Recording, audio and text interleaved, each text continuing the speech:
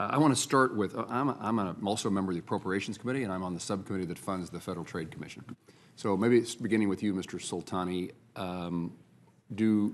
Tell me about the resources that you believe the FTC has, particularly in the Office of Technology Research and Investigation, and the staffing that it should be required to perform their duties in regard to this protecting consumers in this digital age.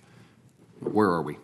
I think that's an excellent question. I was the second technologist at the FTC, so prior to me, one other person had been there for a few months, and prior to that, with the exception of hiring experts on specific investigations, they did not have technologists, right? And part of the reason why so I worked on Google, Facebook, Twitter. When did you depart? So I was there from 2010 to 2011, and then I came back in 2014 to establish the Office of Technology Research. Okay. And I think what became apparent is as more and more of these investigations were technical in nature, such as APIs and how APIs work, or how advertising networks and real-time bidding works, it became apparent that the agency, and it's kind of yourselves as you hire technology fellows, that technologists are incredibly important in deciphering and understanding how these systems work and figuring out where the boundaries are. And I would say, so in my time there, we set up the Office of Technology Research, and it was staffed with, I think at the end, about 6 people total. I think it's about that size, maybe down 1 person. But I think moving forward now, I think moving forward in the same way that economics and the FTC has a Bureau of Economics that basically weighs in on nearly every consumer protection and every consumer competition case, BCP and BC, always has an economist. I think it's important to make sure that there's an equivalent Bureau of Technology that weighs in and both understands how technology and privacy work and security work, but also around some of the network effects, some of the economics, some of the platform dominance effects in the same way that the economics group does. So I think giving the agency the resources to expand that and perhaps make it into its own bureau would be, I think, a huge benefit both to the FTC as well as society at large. Somewhat in that regard, how does the FTC, you may know this, Mr. Soltani, you may not, but how does the FTC monitor, in this case, Facebook's compliance with the consent decree? What's the process that takes place once the consent decree is entered to see that it is complied with? So while I can't speak directly to that, I can point you to some public academic research that's examined that process, and in that research, some key points highlighting the difficulty in essentially reviewing these compliance audits that come to the agency. So I can point you to that in testimony later. Thank you. To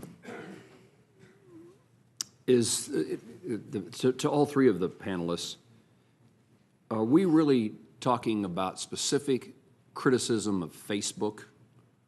Is it any different or unique from other entities in the business of sharing data?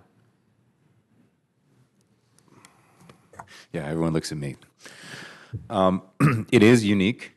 However, there are many companies that have, significant stores of data that are, I think, equally as powerful, but different. Amazon knows everything you've bought. Google knows what you're interested in. There are many large companies, for example, in the genetics and medical field, who have extremely sensitive information. And of course, in financial services as well. Now, there is highly embroidered law around health and financial services. There is not around these technology firms. What's unique about Facebook is the sort of jet fuel powered business model that drives it, that is based on the personal information that you give to Facebook. Google is similarly driven. However, Google is not a social network per se. I would say if you would like to look at what is the most similar between companies like Google and Facebook, look at YouTube. YouTube is very similar in its both engagement and in its advertising. And if you look at, for example, the ongoing investigations as it relates to the Russian interference in the election, there are a lot of dark holes to go down when it comes to YouTube. And so I would say Facebook's not the only player here, but it's the one that certainly we're all most familiar with, and the one that has certainly the most personal information about people. And Senator Markey's questions raised national security concerns. I think maybe this was with you, Mr. Battelle. And particularly, you were responding to his question about the consequences of a Chinese company that was one of the 60 mobile device manufacturers. Are there other areas of national security issues related to what we're talking about here today that we ought to be aware of, or that you're aware of? Well, I mean, the truth is that the integrations that were done with these companies early in the days of mobile, before a company like Facebook, which at that time was quite young, could afford to create an app for every single mobile device in the world, we should not forget that Gmail or any email app did exactly the same thing with all of these device makers, as did most of the major, applications, YouTube, calendar apps, anything that had to exist on a phone device or a tablet device that needed to be integrated with it, did very similar things that Facebook did.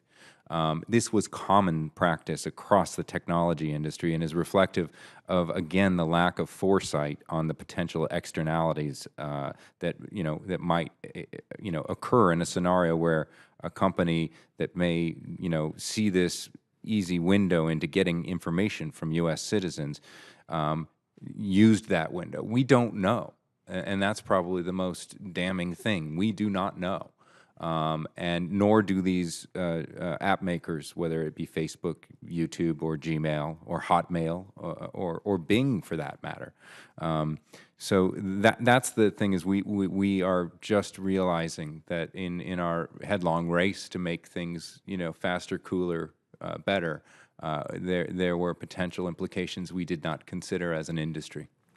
Thank you very much. With the expectation of votes shortly, Senator Blumenthal.